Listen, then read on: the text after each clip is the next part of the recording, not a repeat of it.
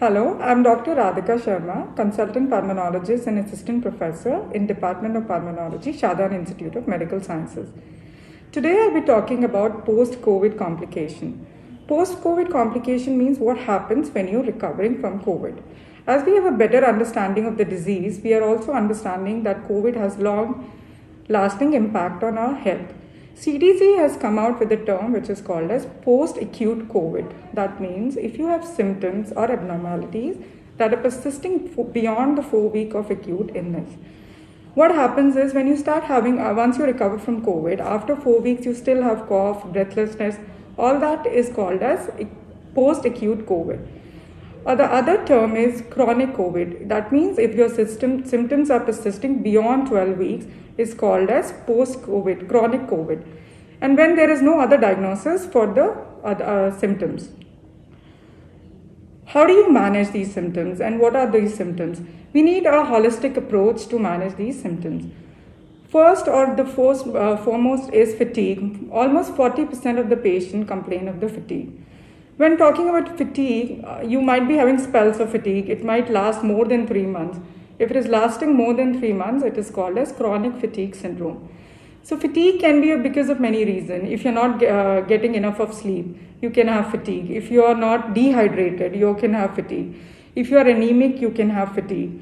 For the patient who have been in the ICU for a longer duration, who have not moved around, who have been on ventilator, might lose a lot of muscle mass. That can contribute to fatigue. Or if your sugars are not controlled, if your thyroid is not controlled, you might experience some fatigue. Cough, and some patient might be experiencing cough for a longer duration, especially patients who have extensive disease or who are already known cases of COPD or asthma, or who have residual pneumonias might experience it for a longer duration of cough.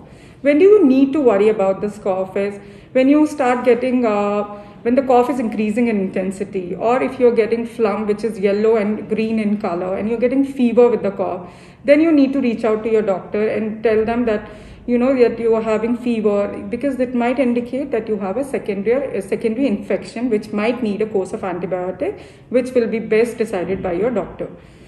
Coming to the breathing difficulty, a lot of patients say, oh, I still feel breathlessness when I'm moving around. I'm not able to do my daily activities as I used to. Don't worry about it. It might be, you might experience it for a longer duration, especially if you had an extensive disease, especially with patients who are in the ICU, on the ventilator. It might take some time for you to be able to do your daily activities. The other things is, when do you have to worry about your breathlessness? When it is increasing in the intensity, if it was you were able to walk around 100 meters and now you're not able to do that as well, you need to reach out to your doctor and tell them about your increasing difficulty in breathing. The other condition that might have, because of what you might experience a lot of breathlessness is, or a prolonged breathlessness, is pulmonary fibrosis. Pulmonary fibrosis is nothing but the scarring of the lung. Not everybody is going to get scarring of the lung because you get COVID and you get scarring of the lung. That is mostly seen in patients who are more than 65 years of age, who are smokers or who had an extensive disease. What do you mean by extensive diseases? When you had pneumonias in both the lungs, you had something called as ARDS, or you were in the ICU for a longer duration, you were on a high oxygen support, or you were ventilated.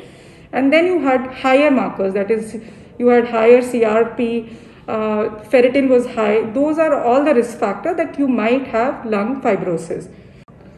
So lung fibrosis is the diagnosis that is based on the HRCT or CT thorax.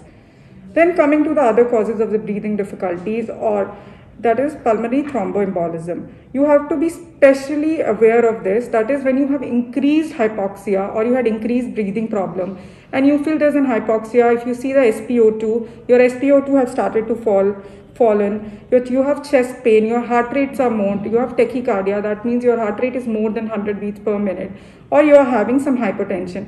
Those are the red flag signs. You have to immediately talk to your doctor. That might indicate that you have what is a blood clot in your pulmonary arteries that has to be addressed immediately.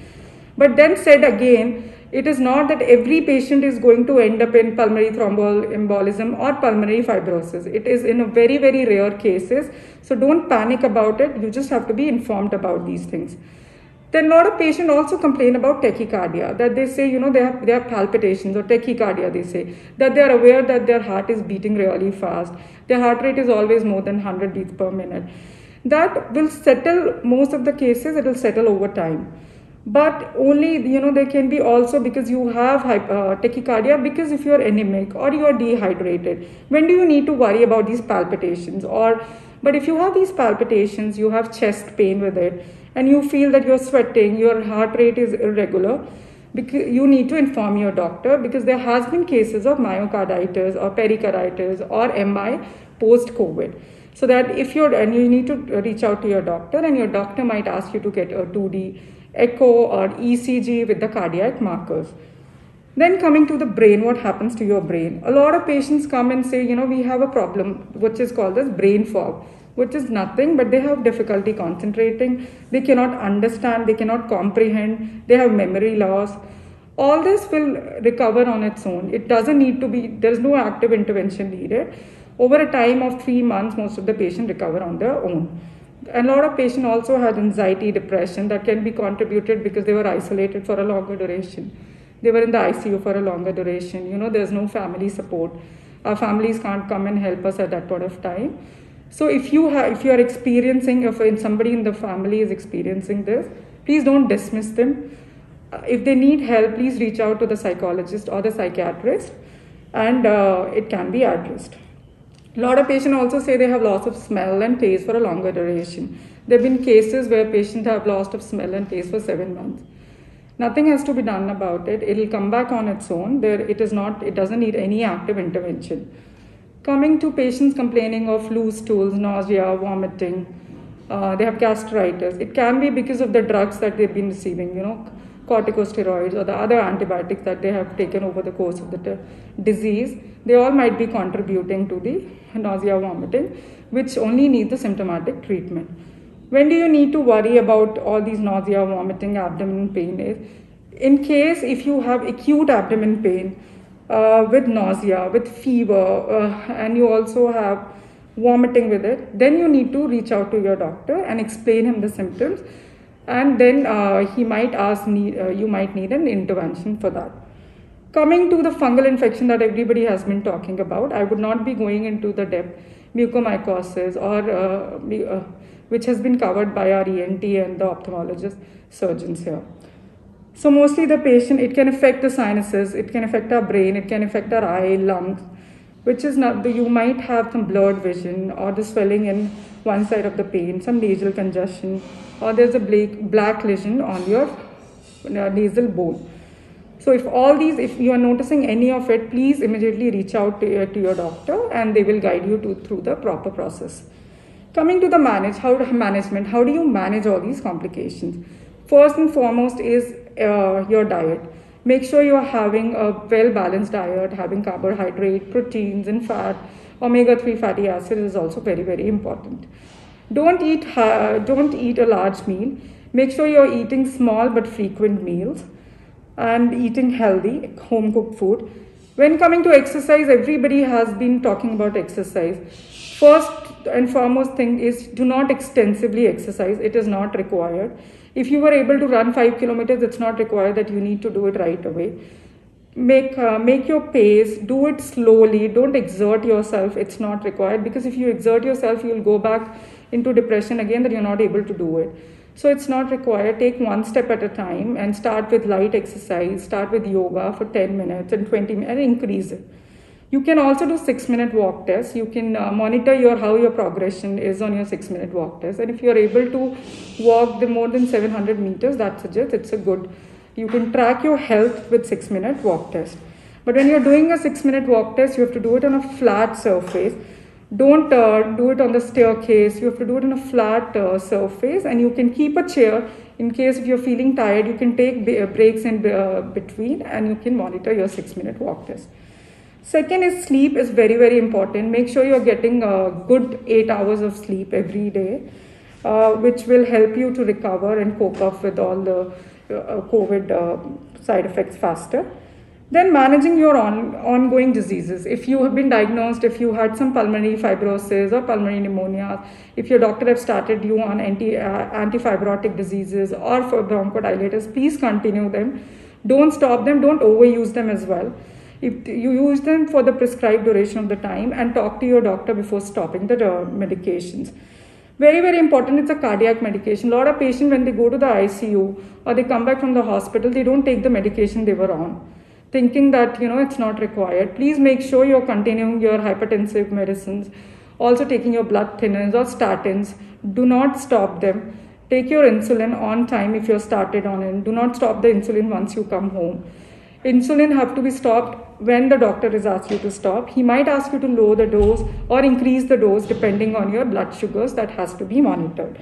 Second is blood thinners. If you were not on blood thinners before the start of the disease, but you've been started on blood thinners during the course of this disease, do not stop. They have to be taken for the minimum of 3 months of duration, or maybe longer for some of the cases. That has to be decided for your doctors. And also, if you are discharged on home oxygen, do not stop the oxygen when you come home, or do not increase or decrease the oxygen as well. Consult your doctor before doing it. A lot of patients, what they think is they have 94% of SpO2. So they feel, why not I increase the oxygen, and if it comes to 98, I will improve faster. But that's not the case. It might do you harm, especially in the patient with COPD and bronchial asthma or bronchiectasis. We do not want to over-oxygenate them. Second thing, when you are using an oxygen in the house, make sure it's a well-ventilated room. And it is 5 feet away from all these inflammable things. You should not use candles near it. And you should not use Vaseline on the upper part of your body or the face. All that can be dangerous, and make sure that nobody is smoking in the room or lighting candles near the oxygen cylinder. Second is, also one more thing is, do not repeat the CT scan. A lot of patients have been reaching out saying, when do I need to do a CT scan? You don't need to do a CT scan unless your doctor is asking. There is no need for you to do CT scan every month or every 2 months. Maybe in case you have extensive disease, your doctor might ask you to repeat a CT scan after 3 months, but that only depends upon the doctor, and it is different for each case. So do not decide on your own. Please reach out to your doctor. The last thing is, even if you have recovered from COVID, do not think it is going to make you immune to it. You have to still get your vaccination. Make sure that you wear a mask whenever you are going, and dispose of the mask daily. That is one reason that you cannot be wearing the same mask for a couple of days, because it can be a breeding ground for all the infections again. Second is vaccination. If you've taken your first vaccination before getting infected from COVID, you can wait for another 2 months from recovering and then take your second shot. But if you haven't taken any of the shots, please make sure that you take your shot after 3 months of recovery from COVID. And if there's of the COVID, and please maintain social distancing and follow all the rules that you were following before. If you have any queries, you can reach out to us on our helpline numbers between 10 a.m. to 1 p.m. Thank you so much.